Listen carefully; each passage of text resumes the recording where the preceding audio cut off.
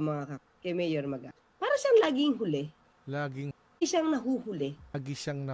Ano ibig sabihin nun? Para mas marami na nakapagsalita at yung tipong pagkakumalat na sa news, doon pa lang niya ipupush. So, hindi siya doon nagsimula. Kasi doon niya palang ipupush eh. So, ibig sabihin, pinush niya doon. Pero hindi siya doon nagsimula. Alam mo, ito kasing Tulfonatic na wala lang kwenta talaga itong Tulfonatic na Claire Castro na to eh. So, doon niya pinush. Okay, sige, grant na natin. Doon niya nga pinush nung pinangalanan sa publiko. Kasi safe yun. Tama? Lalo na kapag wala kang strong evidence. Tama? Safe yun. Di ba? Sa cyber libel ganon. Di ba? Di ba, Yusek? Oh. So, ibig sabihin, pag napangalanan ng iba, na demanda na at saka siya magbabagay, ligtas siya sa mga tipong kaso ng mga libel. Oh, alam mo rin pala, tanga ka eh. So, ang point mo lang dito, gusto mo siya magsalita para hindi siya ligtas? Hayop ka, ikaw lang yung attorney na ganyan. Tinuturuan mo si Mayor Magalong na gumawa ng krimen? Ikaw dapat yung nadidisbar, walang niya ka. Tama ba yung narinig ko, Yusek? Nagpapa lang siya nagpangalan. So, ibig sabihin, kasi pag napangalanan ng iba, na demanda na at saka siya magbabagay, ligtas siya sa mga tipong kaso ng mga libel. So, anong gusto mo? Dire-recommend mo ba na gumawa siya ng krimen? Yun ba? Ikaw dapat yung nadidisbar.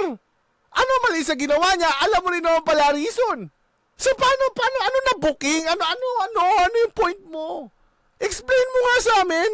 Hindi chismoso si Mayor Magalong at Claire. Yun yung pagkakaiba nila. Ikaw kasi, nag-attorney ka lang yata para sa titulo lang. Pero, saan ka nagtagal? Sa media. Kasi nga, siguro, narration, istorya, di ba? Siguro, yun talaga yung passion mo eh. Kaya lahat ng mga content mo, kahit sa ka pumunta, may drama, right? Drama sa, si Mister, wala na bang gana sa kama at nagkaroon ng mistress. Drama. Ano ang dapat gawin para di ka maiwan? Just do your thing.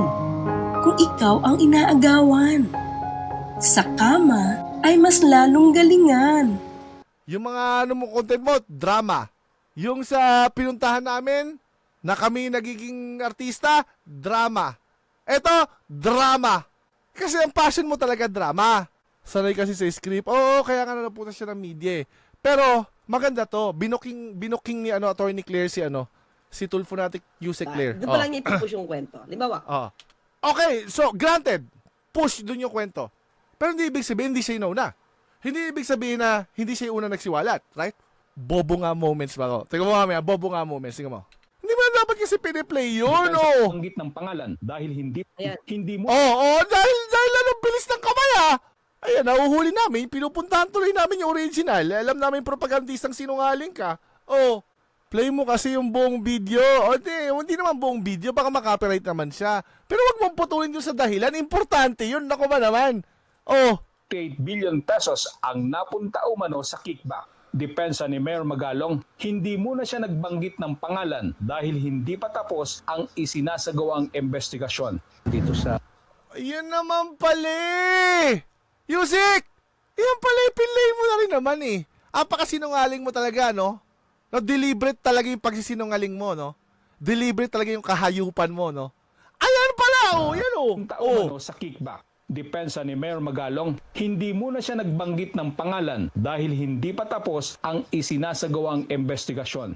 Oh, ngayon ang question ko sa'yo, Yusek. Ang mga investigador ba nagsasalita muna o after ng investigasyon? Sabi mo kasi laging huli.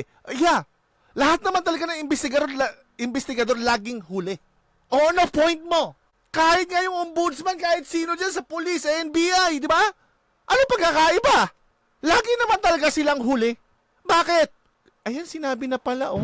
Ng pangalan dahil hindi pa tapos Di ba hinahamon mo, ipaliwanag yan? O ito pinapaliwanag namin, ikaw naman hinahamon namin, paliwanag mo naman itong papakita ko sa tanga ka. Oh. investigasyon.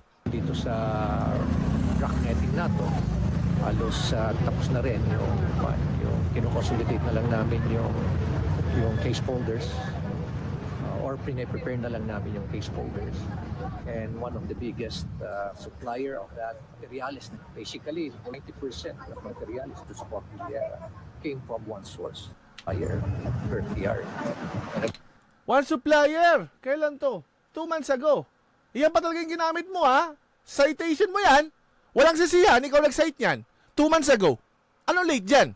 O, paliwanag mo ngayon to. O, citation mo yan eh. Kasalanan ko ba yan kung patanga-tanga ka? O yan o, citation mo yan eh. Andyan na rin yung reason kung bakit. Andyan na rin yung date kung kailan. 2 months ago. O so, no point mo. Ang investigador ba, una yan? O huli? Huli naman talaga sila lagi. Tanga ka? Hindi mo alam sa investigasyon, lagi ka talagang huli.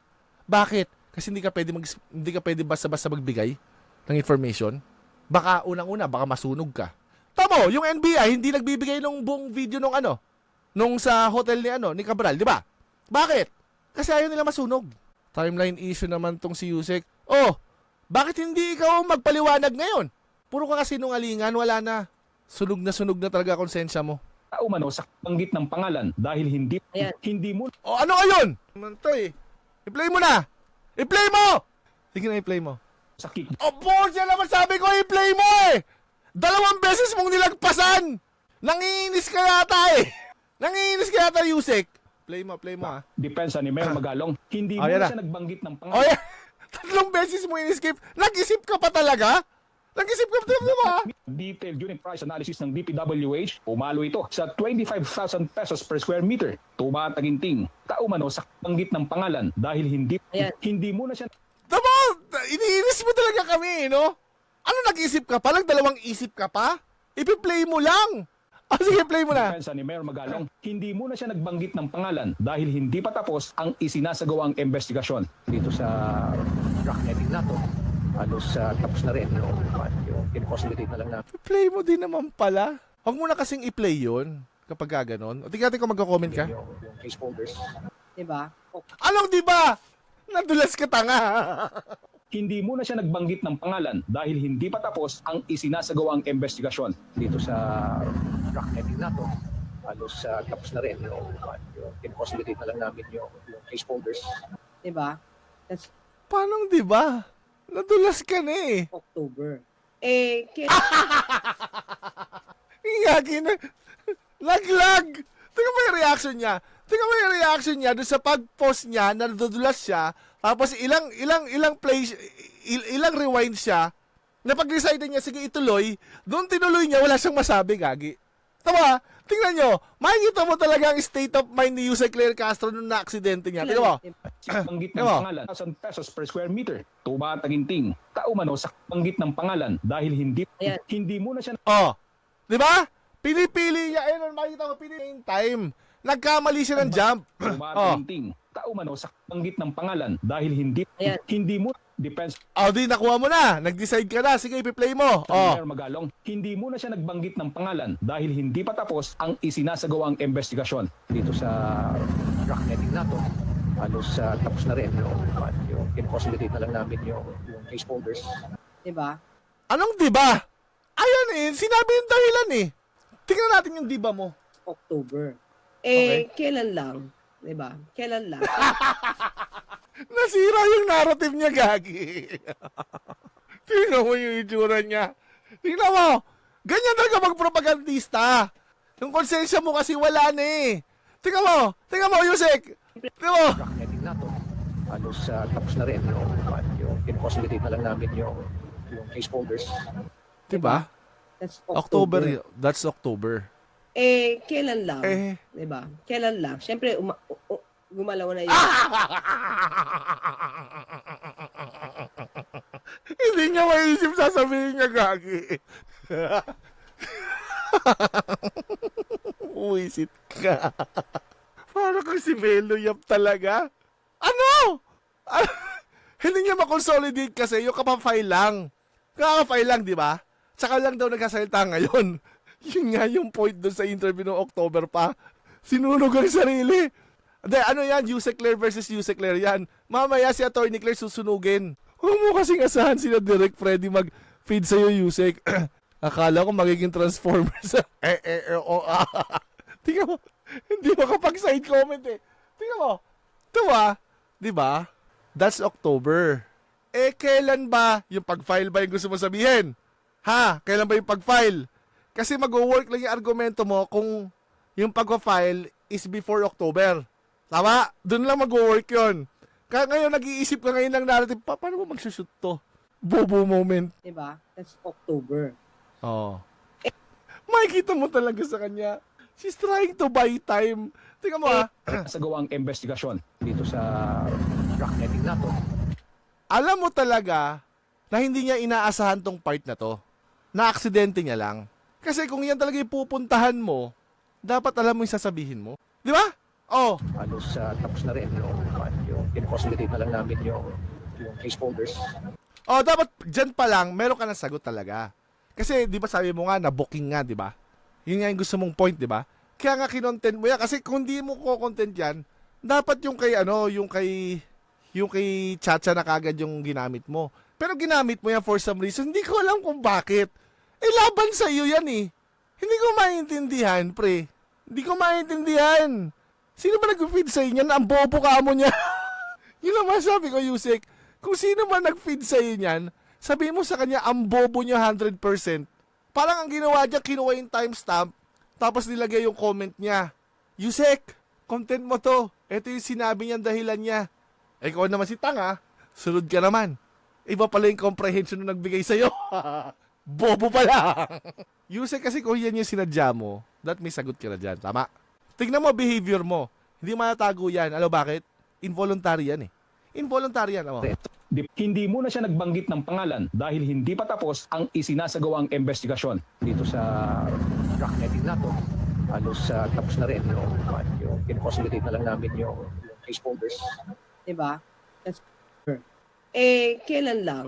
Diba? Kailan lang? Siyempre, gumalaw na yung gumalaw na yung AMLA.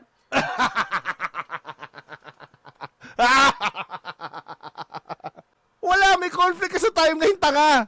Tama yung buhok. Tingnan mo yung gagawin sa buhok niya. Kailan lang? Siyempre, gumalaw na yung gumalaw na yung AMLA. Oh, Gumalaw magkasunod. na yung DP.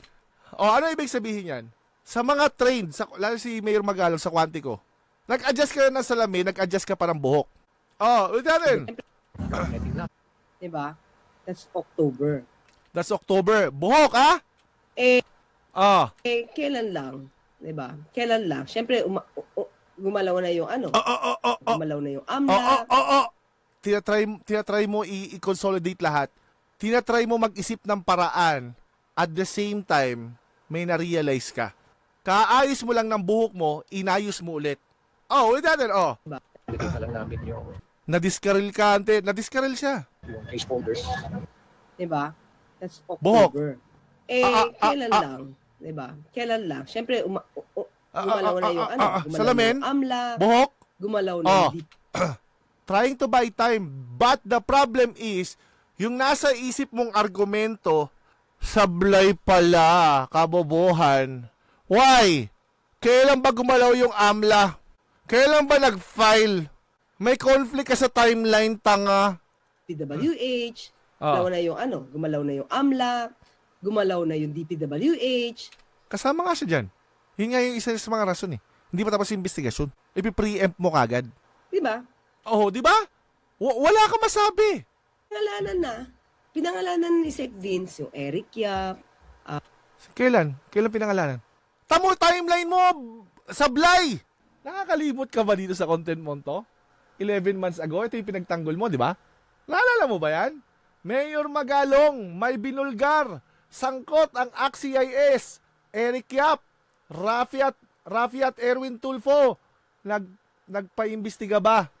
Saka pa lang siya nagpangalan. Ano yung Silver Wolves? Nakalimutan mo na naman to? Nakalimutan mo na naman yan, Yusek? Eto, nakalimutan mo rin to. Na ang kanyang kongresista ng Benguet na si Eric Yap ay Pocha! Akala ko wala. Akala ko ba hindi pinangalanan? Oh, 2 months ago, October 21. Yusek, same time nito. Yan. Pwede yung paki-explain, Yusek? Ba't ang kapal ng mukha mo magsinungaling harap-harapan sa viewers mo tsaka sa amin? Ba't ang tigas ng mukha mo? Hindi, tanong lang naman. Ba't ang tigas ng pagmumukha mo?